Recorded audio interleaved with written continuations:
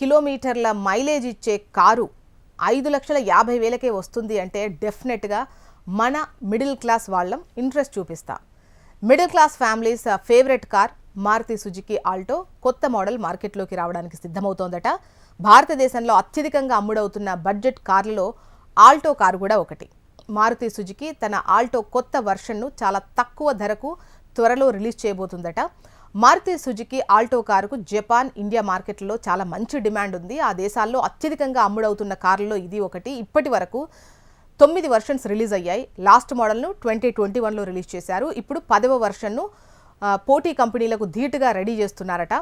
కొత్త ఆల్టో ఎంత మైలేజ్ ఇస్తుంది, ఎప్పుడు ఇండియా మార్కెట్లోకి రిలీజ్ అవుతుందో ఇప్పుడు చూద్దాం. 2024 ప్రారంభంలో సుజుకి 10వ వర్షన్ ఆల్టోను అభివృద్ధి చేస్తున్నట్లు ప్రకటించిన విషయం మనందరికీ తెలిసిందే. కంపెనీ తెలిపినటువంటి వివరాల ప్రకారం కొత్త ఆల్టో పాత మోడల్ కంటే 100 కిలోల తక్కువ బరువు ఉంటుందట. ఇది సుమారు 580 కిలోల నుంచి 660 కిలోల వరకు ఉంటుందని అంచనా. ఇందులో ఆశ్చర్యకరమైనటువంటి విషయం ఏంటంటే థర్డ్ వర్షన్ ఆల్టో కారు కూడా 580 కిలోల బరువు ఉండేది. ప్రస్తుత మోడల్ కంటే కొత్త ఆల్టో మెరుగైన మైలేజ్ను అందిస్తుందని తెలుస్తోంది. ప్రస్తుత ఆల్టో కారు పెట్రోల్ వేరియంట్ అయితే 25.2 కిలోమీటర్లు పర్ లీటర్ వస్తోంది.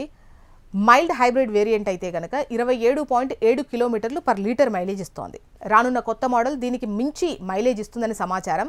10th వర్షన్ ఆల్టో కారులో 2 కిలోవాట్ ఎలక్ట్రిక్ మోటార్తో కలిపి 49 PS న్యాచురల్లీ ఆస్పిరేటెడ్ పెట్రోల్ ఇంజన్ను అమరుస్తున్నారు. అదనంగా మోటార్ అవుట్పుట్ను పెంచడానికి లీన్ బ్యాటరీ సిస్టమ్ను కూడా అటాచ్ చేయబోతున్నారు.